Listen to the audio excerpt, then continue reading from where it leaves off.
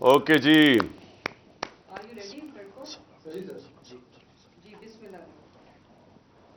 بسم اللہ الرحمن الرحیم. ایاک نعبد و ایاک نستعین. میرے پاکستانیوں، آج میں نے اپنی سینئر پولیٹیکل لیڈرشپ کی میٹنگ کی ہے. ہم نے اس میں بڑے اہم ایشوز ڈسکس کیے ہیں. ملک کے ایشوز کہ ہمارا ملک کدھر جا رہا ہے، کون سے ایسے ایشوز ہیں جو اس وقت اس سطح پہ پہنچ چکے ہیں کہ اگر ہم نے ان کے اوپر ایکشن نہ لیے تو آگے ہمارے ملک کو بہت بڑا نقصان ہو سکتا ہے. میں سب سے پہلے جو ایشو آج اٹھانا چاہتا ہوں وہ یہ، اور میں یہ اپنے ساری 70 سال زندگی کے تجربے سے ایک چیز کہنا چاہتا ہوں کہ جو آج پاکستان میں ہو رہا ہے، جس شرمناک طریقے سے بڑے بڑے ڈاکوؤں کے کیسز معاف کیے جا رہے ہیں، میں آپ کو یقین دلاتا ہوں کہ میں نے اپنے 70 سال میں بنانا ریپبلکس کے اندر ایسی چیزیں نہیں دیکھی. بنانا ریپبلک کیا ہوتی ہے؟ بنانا ریپبلک وہ ہوتی ہے جدھر جنگل کا قانون ہوتا ہے، جدھر جس کی لاٹھی اس کی بھینس ہوتی ہے، جدھر طاقت کی حکمرانی ہوتی ہے، جدھر انصاف نہیں ہوتا، جدھر رول آف لا نہیں ہوتا. اور آج میں، کیونکہ میں اپنی قوم کی تربیت بھی کرنا چاہتا ہوں، میں اپنے نوجوانوں کی، کہ اس ملک کی 66% جو آبادی ہے وہ 28 سال کی عمر سے کم ہے، تو میں ان کو خاص طور پہ مخاطب ہوں کہ دیکھیں میرے نوجوانوں، کوئی مجھے دنیا میں آج ملک بتا دیں جس ملک کے اندر رول آف لا نہ ہو اور وہ خوشحال ہو، اور کوئی مجھے ایسا ملک بتا دے جدھر انصاف اور قانون کی حکمرانی ہو اور وہ غریب ہو. یہ آپ کو کہیں دنیا میں نہیں ملے گا. جن دنیا کے ممالک کے اندر طاقتور کے مجرموں کے لیے ایک قانون، جس طرح میرے نبی صلی اللہ علیہ وسلم نے کہا تھا کہ جب طاقتور چوری کرے تو اس کو پکڑو نہ، اس کو این آر او دے دو، اور صرف کمزور غریب لوگوں کو، چوروں کو جیلوں میں ڈالو، وہ ملک تباہ ہو جاتے ہیں. ہم تباہی کے کنارے کے اوپر کھڑے ہیں. میں آج صرف یہ، ہماری معیشت بالکل تباہی کی طرف جا رہی ہے. اس معیشت تباہی کی طرف جا اس لیے رہی ہے کہ ہمارے ملک کے اندر انصاف نہیں ہے. اور انصاف یعنی میں نے اپنی زندگی کے اندر اس طرح کا ظلم نہیں دیکھا جو آج ہو رہا ہے. چن چن کے اس ملک کے بڑے بڑے ڈاکو جو اس ملک میں بھاگے ہوئے تھے، مفرور تھے، کیونکہ ان کے اوپر کرپشن کیسز لگے ہوئے تھے، آج وہ سارے باری باری واپس آ رہے ہیں اور ان کے سارے کیسز ختم ہو رہے ہیں. ایک طرف جیل بھرے ہوئے بیچارے غریب لوگوں سے، چوروں سے، چھوٹی چھوٹی چوریوں پہ جو جیل میں، آج کل کی مہنگائی میں برے حالات، بے روزگاری، ایکسکیوز می، بے روزگاری، مہنگائی، چیزیں دن بدن مہنگی ہو رہی ہیں، کھانے پینے کی چیزیں، وہ بیچارے چوری کرتے ہیں، چھوٹی چوری کرتے ہیں تو وہ جیلوں میں چلے جاتے ہیں. اور وہ لوگ جنہوں نے دونوں ہاتھوں سے 30 سال سے اس ملک کو لوٹا ہے، یہ جو دو بڑے خاندان جنہوں نے، جن کی چوریوں کے اوپر کتابیں لکھی ہوئی ہیں، ایک ریمنڈ بیکر کی کتاب ہے دی وے آف دی ورلڈ، یہ زرداری اور شریف خاندان کے اوپر پورا چیپٹر لکھا ہوا ہے ان کی چوری کے اوپر، کہ ملک کا کرپشن ہوتی ہے ملک کا پیسہ چوری کرنے کا. ان کی کرپشن پہ، ملک کا جو انہوں نے پیسہ چوری کیا وہ کتاب ان کی کتاب میں ہے. اور اگر یہ غلط انہوں نے لکھا تو جا کے ان کے اوپر سو کریں، جس طرح میں یہ جیو اور جیو گروپ کو سو کر رہا ہوں، دبئی کے اندر بھی کر رہا ہوں، امریکہ میں بھی کر رہا ہوں، اور برطانیہ میں بھی کر رہا ہوں، کیونکہ وہاں کے قانون ایسے ہیں کہ آپ اگر کسی کے اوپر غلط چیز کریں، غلط بیانی کریں، وہاں تو وہ بڑے اسٹرکٹ قانون ہیں. تو کیوں نہیں ان کو سو کرتے؟ ادھر ایک اور کتاب ہے سوسکنڈ کی، وے آف دا ورلڈ، جس میں وہ بلاول بھٹو کی والدہ بتا رہی ہیں کہ کتنے دنیا کے اندر باہر کے ملکوں میں ان کے بینک اکاؤنٹس ہیں، وہ اس کتاب میں لکھا ہوا ہے. سو بی بی سی کی ڈاکیومنٹریز بنی ہوئی ہیں، بی بی سی نے ڈاکیومنٹریز بنائی ہیں شریف خاندان اور زرداری خاندان کی چوری کے اوپر. تو ان کو ساروں کو پاک کیا جا رہا ہے این آر او 2 دے کے. N R O general Musharraf نے دیا تھا، 4 گنا پاکستان کے قرضے بڑے تھے این آر او 1 کے بعد، لوٹ مار ہوئی تھی. ہم نے اٹھایا تھا وہ بینکرپٹ ملک جو 2018 کو ہمیں ملا تھا کہ جب دیوالیہ نکلا ہوا تھا. اور یہ اب N R O 2 general Bajwa نے دیا ان کو کہ یہ اب آئے ہیں سارے پاک ہو کے، اور آہستہ آہستہ ان کے سارے کرپشن کیسز ختم ہو رہے ہیں. اور ایک ایک یعنی قانون بنائے ہیں انہوں نے نیب امینڈمنٹس میں کہ ایک ایک کی کرپشن معاف ہو رہی ہے. اور افسوس کی بات یہ ہے کہ سلمان شہباز واپس آتا ہے، ہار پہنائے جاتے ہیں اس کو، اور اس کے بعد وہ پوری پریس کانفرنس کرتا ہے کہ کتنا ظلم ہو گیا سلمان شہباز سے. پہلے تو یہ بتاؤ سلمان شہباز کہ آپ کی رمضان شوگر مل کے اندر نوکروں کے پاس 16 ارب روپے 1600 کروڑ روپیہ کیسے ان کے بینک اکاؤنٹس میں آ گیا تھا؟ پھر اگلا جواب دو کہ 4 وہ مارے گئے ہیں، 4 آپ کے گواہ ہارٹ اٹیک سے مرے ہیں، اور جو انویسٹیگیٹ کر رہا تھا ڈاکٹر رضوان وہ بھی ہارٹ اٹیک سے مرا ہے. ایک نیٹ فلکس کے اوپر پروگرام دیکھ لیں، اس میں بتایا گیا ہے کہ یہ کیسے ایک نرس نے کتنے لوگوں کا قتل ان کو مارا تھا جو ہاسپٹل میں تھے. کیسے مارا تھا؟ وہ صرف انسولین انجیکٹ کرتے تھے ان کے اندر، انسولین انجیکٹ کرتے تھے اور اس سے ہارٹ اٹیک ہو جاتا تھا اور پتہ بھی نہیں چلتا تھا. تو کبھی کسی نے کوشش تو کرے کہ ایک دم یہ سارے لوگوں کو ہارٹ اٹیک کیسے ہو گئے، اور جب وہ مر گئے سارے تو یہ واپس آ گئے، اور واپس آ کے کہتے ہیں جی بہت بڑا یہ بے قصور آدمی ہے. اس کے علاوہ اسحاق ڈار بھی صاف ہو گیا. اسحاق ڈار نے $5 ملین کا جب نیب نے پوچھا کہ جناب اپنے بچوں کو $5 ملین بھیجے، کدھر سے آیا پیسہ؟ کہتا جی دبئی کے شیخ نے میں نے اس کا یہ کام کیا تھا، اس نے دیا. انہوں نے کہا اچھا جناب رسید بتا دیں کہ کس نے پیسہ دیا ہے. جیسے ہی انہوں نے رسید مانگی، پرائم منسٹر کے جہاز میں بیٹھ کے ملک سے باہر بھاگ گیا. اور یہ شریف خاندان کا یہ جو بڑے بڑے انکشاف ہوا تھا، ان کی ایون فیلڈز اپارٹمنٹ یہ جو مے فیئر کے اندر ان کے 4 سب سے لندن کے مہنگے علاقے میں جدھر یہ رہتے ہیں، تو آج تک ایک نہیں چیز بتا سکے کہ پیسہ سورس آف انکم کدھر سے آئی تھی. اور اسی طرح مجھے افسوس سے کہنا پڑتا ہے کہ آج آصف زرداری کی بہن، وہ سارے اگر سندھ کے اندر جا کے پوچھ لیں کہ وہ جدھر بھی کٹ آتا ہے وہ کدھر جاتا ہے، وہ زرداری مافیا کے پاس جاتا ہے. تو وہ بھی معاف ہو گیا، زرداری بھی معاف، تو یہ سب بچ جائیں گے آپ. اور میں یہ اپنی قوم کو یہ آج بتانا چاہتا ہوں کہ میں آپ سے نہیں 26 سال سے یہ چیزیں کہہ رہا تھا. 26 سال سے میں کہتا جا رہا تھا کہ کیونکہ پاکستان میں قانون کی حکمرانی نہیں ہے اس لیے کرپشن ہے، کیونکہ قانون کی حکمرانی نہیں ہے اس لیے قبضہ گروپ ہے. کیوں نہیں امریکہ میں قبضہ گروپ؟ کیوں نہیں یورپ میں قبضہ گروپ؟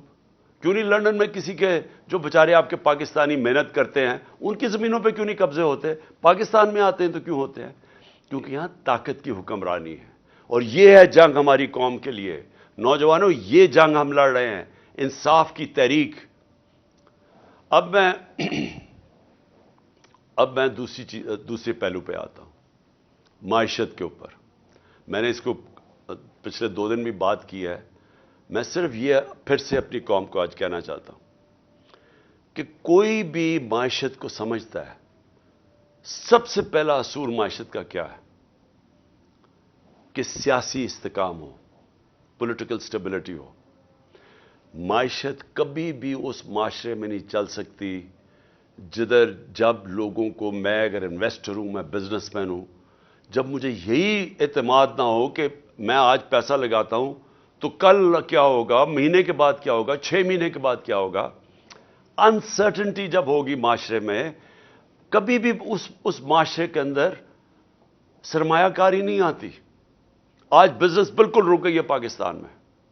88% پاکستان کے بزنس مین کہتے ہیں کہ ہمیں کوئی اعتماد اس حکومت پہ نہیں ہے. آج 100% تقریباً جو بیرون ملک جو انویسٹرز ہوتے ہیں, جو کدھر سے لیتے ہیں کہ ملک کی معیشت کے کیا حالات ہیں, کریڈٹ رسک, کہ آج ان کو یہ خوف ہے, تقریباً 100% پاکستان کی کریڈٹ رسک بڑھ چکی ہے کہ اگر پاکستان کو قرضہ دے گا تو وہ واپس نہ ہونے کی اس کی چانس 100% پہ پہنچ گئی ہے. جب ہم تھے اپریل کے اندر تو 5% تھی. تو یہ جب سے یہ آئے ہیں تو کسی کو نہ باہر نہ اندر اعتماد ہے پاکستان کی اکانومی پر. لہذا اکانومی سکڑتی جا رہی ہے, گروتھ ریٹ نیچے جا رہی ہے. 6% پہ ہم چھوڑ کے گئے تھے, آج 0 پہ پہنچ گئی ہے. اس کا مطلب بے روزگاری بڑھتی جا رہی ہے. اس کا مطلب کہ فیکٹریاں جو بند ہوتی جا رہی ہیں اور جو بے روزگار لوگ نکل رہے ہیں, ایک طرف مہنگائی ہے, دوسری طرف بے روزگاری ہے. کیسے لوگ تنخواہ دار لوگ کیسے گزارا کریں گے آج؟ اوپر سے کسان علیحدہ رو رہا ہے, بجلی کے بل اسمانوں پہ ہیں, ڈیزل کی قیمت جو ہم 150 روپے لیٹر چھوڑ کے گئے تھے, آج عالمی منڈی میں تیل نیچے آ چکا ہے. ہمارے دور میں 115 سے لے کے 103 روپے $103 تھا. 115 سے $103 بیرل تھی انٹرنیشنل مارکیٹ میں. آج وہ $80 سے نیچے آ گئی ہے. لیکن ڈیزل کدھر ہے, پٹرول کدھر ہے, کیسے بجلی کی قیمت آج کدھر ہے؟ ہم 17-18 روپے یونٹ پہ چھوڑ کے گئے تھے, آج وہ 40 روپے سے اوپر چلا گیا. کس طرح لوگ پیسے دیں گے؟ کسان جس کے پاس پیسہ آیا تھا ہمارے دور میں, اس نے اپنی زمین پہ لگایا تھا, جس کی وجہ سے ریکارڈ پیداوار ہوئی تھی. 4 بڑی بڑی فصلوں کی ریکارڈ پیداوار ہوئی تھی. آج کسانوں سے پوچھے کیا حالات ہیں ان کے؟ کسان علیحدہ پسا ہوا ہے, بزنس مین علیحدہ پسا ہوا ہے, انڈسٹری ہماری بند ہو رہی ہے. سروسز, یہ جو آئی ٹی کے اندر ہم نے اتنے انسینٹیوز دیے تھے, ہماری 75% آئی ٹی ایکسپورٹس بڑھی تھی, ان کے انسینٹیوز انہوں نے واپس. تو سوال یہ ہے کہ اب ہم کدھر سے آمدنی بڑھائیں گے اپنے قرضے واپس کرنے کے لیے؟ اگر ایک ملک کے اوپر قرضہ چڑھا ہوا ہے, گھر پہ قرضہ چڑھا ہوا ہے, تو وہ واپس کیسے کرتا ہے؟ آمدنی بڑھا کے.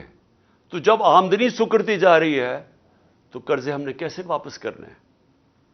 ہم کیسے جو ہماری آگے لائبلٹیز آ رہی ہیں ہم کیسے واپس کریں گے؟ ان کے پاس تو کوئی پلان نہیں ہے. آج ذرا صرف میں بتانا چاہتا ہوں تھوڑی سی قیمتیں جو عام آدمی کو آج افیکٹ کرتی ہیں. پیاز, لوگ کئی پیاز اور روٹی کھاتے ہیں, 400% اس کی قیمت بڑھ چکی ہے پیاز کی. ٹماٹر, یہ بھی عام لوگ جو گوشت نہیں کھا سکتے وہ لوگ روٹی کے ساتھ ٹماٹر کے ساتھ روٹی کھاتے ہیں. 300% بڑھ چکی ہے اس کی قیمت. آٹا یعنی روٹی کے بغیر کون گزارا کرتا ہے؟ 100% قیمت بڑھ چکی ہے آٹے کی. دالیں, 50% قیمت بڑھ چکی ہے دالوں کی. گھی, عالمی مارکیٹ میں نیچے آ گیا پام آئل, آج گھی کی 50% قیمت بڑھ چکی ہے. میں یہ اس لیے آپ کو بتا رہا ہوں کہ جو عام لوگ ہیں سوچیں کہ وہ کیسے گزارا کرتے ہوں گے آج.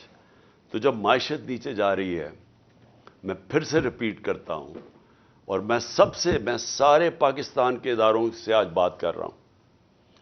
میں اس لیے پاکستان کے سارے اداروں سے بات کر رہا ہوں کہ یہ جو ہونے جا رہا ہے یہ آپ سب کو افیکٹ کرے گا.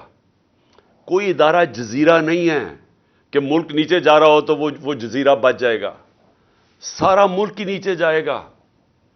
یہ مجھے تو ایسے لگتا ہے کہ یہ ایک سازش کے تحت ہمارے ملک سے ہوا ہے, کہ ایک جس طرح کسی نے پلان کر کے ہمارے ملک کو اس طرف لے کے جا رہا ہے کہ ملک اگر خدا نخواستہ ڈیفالٹ کر جائے تو اس کے بعد سب سے پہلے ملک کی نیشنل سیکیورٹی متاثر ہوگی. اور نیشنل سیکیورٹی ہم سب جانتے ہیں کہ نیشنل سیکیورٹی جو پاکستان 7 گنا بڑا ملک ہے ہمارے ساتھ, جس کے ساتھ 3 جنگیں ہو چکی ہیں. تو اگر ہمیں تو صرف اعتماد یہ ہے کہ ہمارے پاس ایک ایسا ہتھیار ہے جس کی وجہ سے کوئی ہمیں حملہ نہیں کرے گا، لیکن اگر ملک ہی بینکرپٹ ہو گیا تو جو لوگوں نے ہمیں پھر وہاں سے بیل آؤٹ کرنا ہے وہ کیا قیمت مانگیں گے؟ ہم سب جانتے ہیں وہ کیا قیمت مانگیں گے. میں یہ ویسے واضح آج کرنا چاہتا ہوں کہ میں یہ ایک تاثر دیا جا رہا ہے کہ جناب ہم چاہتے ہیں کہ ملک کی اسٹیبلشمنٹ ہماری مدد کرے. یہ جب ہمارے خلاف یہ دھرنے دیے جا رہے تھے اور یہ جب کہا جا رہا تھا کہ جی ساری جو پی ڈی ایم کی جماعتیں ہیں یہ سارا وقت کہہ رہے تھے کہ جی ان کو چھوڑ کے تو ہماری مدد کریں. میں بالکل کسی سے کوئی مدد نہیں مانگ رہا. میں قطعی طور پہ یہ نہیں کہہ رہا کہ اسٹیبلشمنٹ ہماری مدد کرے. میں یہ چاہ رہا ہوں کہ اسٹیبلشمنٹ نیوٹرل ہو. میں اس لیے چاہ رہا ہوں اسٹیبلشمنٹ نیوٹرل ہو کہ اسٹیبلشمنٹ کا وقار اوپر جائے. جنرل باجوہ کے دور کے اندر فاصلہ عوام اور اسٹیبلشمنٹ کے بیچ میں فاصلے بڑھ گئے. یہ ہمارے ملک کا نقصان. اس ملک کو ایک مضبوط فوج کے ادارے کی ضرورت ہے. میں ایک آزاد آدمی ہوں، ایک آزاد ملک میں رہنا چاہتا ہوں. میں کسی صورت یہ نہیں چاہتا کہ ہماری فوج کمزور ہو اور ہماری آزادی چلی جائے. اس لیے یہ پاکستان کے انٹرسٹ میں ہے کہ ہمارا فوج کا ادارہ مضبوط ہو. مضبوط وہ تب ہوگا جب وہ نیوٹرل ہو، وہ مداخلت نہ کرے. جو جنرل باجوہ کے دور کے اندر جس طرح کے بے دردی سے انہوں نے ہماری پالیٹکس کے اندر جس طرح انہوں نے کیا، میں آپ کو کہتا ہوں کہ میں نے اپنی زندگی میں جس طرح کی کھلی دشمنی ہمارے ساتھ کی گئی ان 7 مہینوں کے اندر میں نے کبھی یہ نہیں دیکھا. جس طرح جو ہماری حمایت کرتا تھا، میڈیا کرتا تھا، اس کے خلاف ایکشن، ہمارے لوگوں کے اوپر دھمکیاں علیحدہ، گمنام نمبر سے ٹیلی فون آ رہے ہیں اور دھمکیاں دیے جا رہے ہیں کہ عمران خان کو علیحدہ چھوڑو. میرے خلاف سٹیٹمنٹس لینے کی کوشش کی، لوگوں کو کہا کہ عمران خان کے خلاف سٹیٹمنٹ دو. یہ جو سارا توشہ خانہ کیس ہے اس کے پیچھے کون تھا؟ کون ان کو پکڑ کے یہ لوگوں سے سٹیٹمنٹس دلوا رہا تھا؟ اور اس کے علاوہ جو ارشد شریف سے ہوا، جو اعظم سواتی سے ہوا اور ہو رہا ہے، جو شہباز گل سے ہوا، جو جمیل فاروقی سے ہوا صرف اس لیے کہ وہ ہمارے حق میں سٹیٹمنٹس دے رہا تھا، جو ٹی وی چینل سے کیا گیا. کبھی میں نے آپ کو بتایا کہ میں نے جنرل مشرف کے مارشل لاء کی میں سخت خلاف تھا اور انہوں نے میں نے جیل گیا ان کے دور میں. میں نے کبھی اس طرح کی سختی، اس طرح کی ہیومن رائٹس کی وائلیشن اس دور میں نہیں دیکھی تھی جو میں نے اس جنرل باجوہ کے اس دور میں دیکھی. اور مجھے افسوس سے کہنا پڑتا ہے کہ جس طرح کی انہوں نے ہمارے ساتھ سختیاں کی، ایک وہ پارٹی جو کہ پاکستان کی فیڈرل پارٹی ہے، سب سے بڑی پارٹی ہے پاکستان کی اس وقت، میں یہ آگوں کہ پاکستان کی تاریخ میں سب سے بڑی فیڈرل پارٹی ہے. ذوالفقار بھٹو کی پیپلز پارٹی بھی اس طرح سارے پاکستان میں نہیں تھی جو آج تحریک انصاف ہے. ایک نیشنل لیول کی پارٹی ہے. ہمیں کمزور کرنے کی کوشش کی. اور تو چھوڑے جو کہ جس طرح انہوں نے اعظم سواتی سے کیا ہے، مجھے تو حیرت ہوتی ہے کہ کیسے کسی ایک سینیٹر، ایک وہ شہری جو باہر کمائی کر کے پاکستان اپنا پیسہ لے کے آتا ہے، کیسے اسے صرف ایک ٹویٹ کے اوپر، کیا ٹویٹ یہ اس نے کی کہ جنرل مشرف نے NRO 2 دیا؟ سارا پاکستان جانتا ہے کہ جنرل مشرف نے جنرل باجوہ نے NRO 2 دیا، مشرف نے NRO 1 دیا، سب کو پتا ہے. ہمیں کئی دفعہ انہوں نے کہا جب ہم گورنمنٹ میں تھے کہ جی چھوڑ دیں احتساب کو، چھوڑ دیں اقتصادیات کے اوپر کانسنٹریٹ کرو، اکانومی پہ کانسنٹریٹ کریں، احتساب کو بھول جائیں. ہمیں فیٹف کے اندر انہوں نے ان کی طرف سے آئی ریکویسٹ کہ جناب فیٹف میں ان کو NRO 2 دے دو، یہ اپوزیشن کو. تو ہمیں تو پتہ ہے کہ NRO 2 کس نے دیا. تو اگر اعظم سواتی نے یہ ایک ٹویٹ کر ہی دی، یہ اس کی اتنی بڑی سزا تھی کہ اس کو پہلے پوتوں اور پوتیوں کے سامنے گھر میں 3 بجے گھس کے مارا گیا، پھر اس کو ننگا کر کے ISI نے اس کو مارا علیحدہ، اور اس کے بعد اس کو جو کیسٹ اس کی بیوی اور بیٹی کو دی گئی وہ گندی کیسٹ، اور اس کے بعد اب اس کے اوپر 30 کیس اور کر دیے۔ اس عمر میں آدمی کو کبھی کوئٹہ جا رہا ہے اور کبھی سندھ جا رہا ہے، اور میں آج کوئٹہ اور سندھ کے ہائی کورٹس کو سلام پیش کرتا ہوں کہ جس طرح انہوں نے سٹینڈ لیا اس کے اوپر۔ لیکن کیا یہ ایک مہذب معاشرے میں، ایک ڈیموکریٹک معاشرے میں ہوتا ہے؟ یہ تو ڈکٹیٹرشپ میں بھی اتنا برے حالات نہیں تھے۔ اور اس کے بعد شہباز گل، اس کے اوپر 8 کیس اور کر دیے۔ میں ایکس پرائم منسٹر پاکستان کا، مجھے پتا ہے کس نے گولیاں، کس نے میرے اوپر قاتلانہ حملہ کیا، مجھے پتا ہے وہ کون ہے۔ میں اپنی FIR نہیں کٹوا سکا، تو اور کون کٹوائے گا پاکستان میں؟ اور کون آج مجھے بتائے کمزور آدمی، اگر ایکس پرائم منسٹر، سب سے بڑی پارٹی کا ہیڈ، اگر وہ نہیں کر سکتا تو باقی کون کر سکتا ہے؟ تو یہ ہیومن رائٹس کا حال ہے آج۔ ہم بات کرتے ہیں کہ جی مقبوضہ کشمیر میں بڑے برے حالات ہیں، تو یہاں کیا ہیں؟ یہاں کون سے ہیومن رائٹس رہ گئے ہمارے؟ اور مجھے بڑے افسوس سے کہنا پڑتا ہے، میں پوری ریسپیکٹ سے میں اپنی اعلیٰ عدلیہ سے پوچھنا چاہتا ہوں کہ دیکھیں، اگر آپ ہمارے فنڈامنٹل رائٹس کی، اگر آپ ان کی حفاظت نہیں کریں گے تو اور کون کرے گا؟ کیوں کوئی باہر سے آ کے ہمیں کرے گا؟ ہم بار بار یہ کہہ بیٹھے ہیں، ارشد شریف کی والدہ کی فریادیں سنیں، ہمیں پتہ ہے اس بیچارے سے کیا ہوا ہے۔ اگر وہ نہیں اپنی FIR کٹوا سکتی، ایکس پرائم منسٹر نہیں کٹوا سکتا، اور میں یہ بھی سوال پوچھنا چاہتا ہوں کہ کیا جنرل مشرف کو جب ہم تنقید کرتے تھے، اور ہم کھل کے جنرل مشرف کی تنقید کرتے تھے، تو کیا ہم فوج کی تنقید کر رہے تھے؟ سب کو پتا تھا کہ جنرل مشرف کی ہم تنقید کر رہے ہیں، ہم فوج کی نہیں۔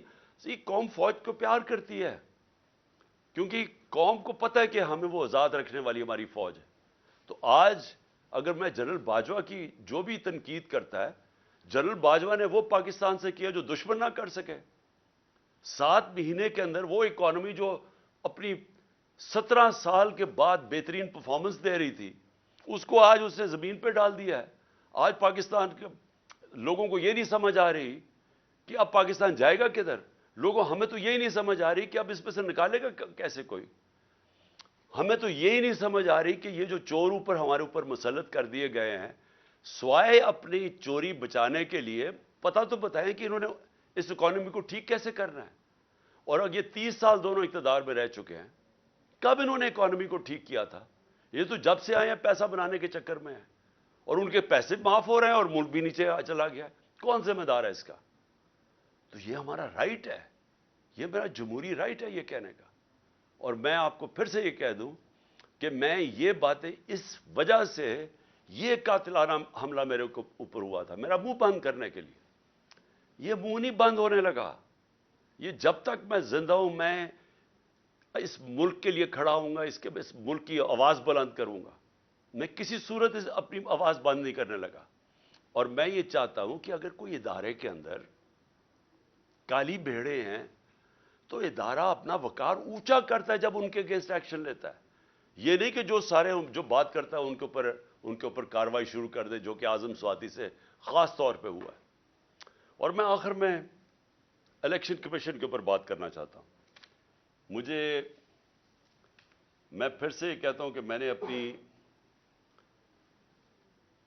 میں نے پاکستان میں جب سے بھی میں 26 سال سے الیکشن لڑ رہا ہوں، میں نے اپنی زندگی کے اندر کبھی اس طرح کا الیکشن کمشنر نہیں دیکھا، جو ایک تو یہ جو سکندر سلطان ہے، اور دوسرا جو کہ سندھ کا الیکشن کمیشن ہے۔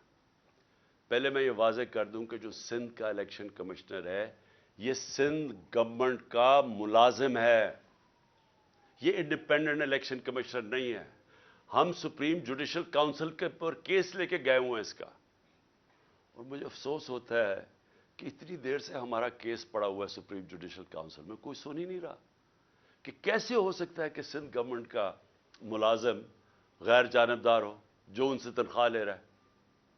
اور جو اس نے کیا ہے چیف الیکشن کمشنر نے، سوائے اس کے کہ اس کا 1 پوائنٹ ایجنڈا ہے کہ عمران خان کو ڈسکوالیفائی کیسے کرنا ہے. توشہ خانہ کا کیس اس نے پکڑا ہوا ہے. جس وقت بھی یہ کیس عدالت میں جائے گا، اس کے ہاتھ سے نکلے گا، میں آج رائٹنگ میں اس قوم کو دیتا ہوں، ہر چیز اخلاقی طور پہ اور قانونی طور پہ اس میں جائز میں نے کی ہے. اور دوسرا فورن فنڈنگ کیس، جس وقت بھی اس کے اوپر تحقیقات ہوں گی، یہ واضح ہو جائے گا کہ تحریک انصاف واحد پارٹی ہے جس نے صحیح معنی میں پولیٹیکل فنڈ ریزنگ کی ہے. سپریم کورٹ نے بھی 2018 میں کہا ہوا ہے اس کو، الیکشن کمیشن کو، پھر سے ہائی کورٹ میں بھی کہا ہوا ہے کہ جو فنڈنگ کیس ہیں، تینوں پارٹیز، پیپلز پارٹی، پی ایم ایل این اور تحریک انصاف کی اکٹھی سنی جائیں. 4 سال ہو گئے ہیں، تحریک انصاف کو کٹہرے پہ کھڑا کیا ہوا ہے اور ان دو پارٹیز کے کیسز نہیں سنتا. کیسز اس لیے نہیں سنتا کہ جب یہ کیس آپ قوم کے سامنے آئیں گے تو آپ کو پتا چلے گا کہ ان پارٹیز کا کوئی طریقہ ہی نہیں ہے فنڈ ریزنگ کا. یہ فنڈز کیسے اکٹھے کرتے ہیں؟ یہ بڑے بڑے نامور، اور میں وہ بزنس مین بھی جانتا ہوں جو بڑے بڑے جن کو یہ پہلے مل کے ان کے ساتھ ان کے بزنس پارٹنر ہی ہوتے ہیں، ان کو پیسہ بنا کے دیتے ہیں، پھر الیکشن آتا تو ان سے بڑے بڑے اربوں روپیہ لے لیتے ہیں. یہ ہے ان کی فنڈ ریزنگ. وہ پارٹی جس نے 40,000 لوگوں کا ووٹ ڈیٹا بینک ہے، ڈونر بینک ہے 40,000 لوگوں کا، وہ پارٹی کو انہوں نے کھڑا کیا ہوا ہے. کبھی کچھ کر رہا ہے، کبھی ایف آئی اے سے چیک کر رہا ہے، کبھی کوئی ہمارے ڈونرز کو تنگ کر رہا ہے. اس کے پیچھے پڑا ہوا یہ، ان سے نہیں پوچھتا کہ جناب آپ بتائیں آپ کی کیوں نہیں. اور میں نے سنا ہے کہ انشاءاللہ ان کا کیس لگنے لگا ہے، اور ہم انتظار کر رہے ہیں کہ ساری قوم کو پتا چلے کہ یہ دونوں پارٹیز پیسہ کیسے اکٹھا کرتی ہیں.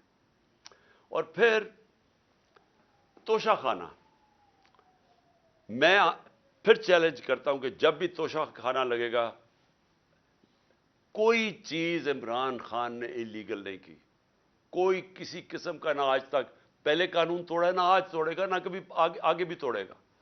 لیکن جنہوں نے قانون توڑا ہے، جنہوں نے توشہ خانہ میں ڈاکہ مارا ہے، اس میں ہے نواز شریف اور آصف زرداری. کیوں ڈاکہ مارا ہے؟ کیونکہ گاڑی توشہ خانہ سے نکالنا غیر قانونی ہے. 3 مہنگی مہنگی گاڑیاں آصف زرداری نے توشہ خانہ سے نکالی ہیں اور ایک نواز شریف نے نکالی. کیوں نہیں الیکشن کمیشن پوچھتا ان سے؟ نواز شریف تو چلے مفرور ہے، ابھی آئے گا ڈرائی کلین ہو جائے گا پھر سے، تو اس سے پوچھے تو صحیح کہ تم نے گاڑی کیوں نہیں نکالی ہے، کیوں نہیں اس کے اوپر آگے کیس چلتا؟ کیوں نہیں زرداری تو ممبر آف پارلیمنٹ ہے، کیوں نہیں اس کا نیب کا کیس کھولتا کہ 3 گاڑیاں مہنگی مہنگی گاڑیاں اس نے نکالی ہے توشہ خانہ سے؟ تو سب سے آسان کام ہے، میں جناب کسی کو اپنے دوست کو کہوں کہ مجھے گاڑی پریزنٹ کر دے، وہ مجھے پریزنٹ کرے، میں توشہ خانہ میں ڈال دوں.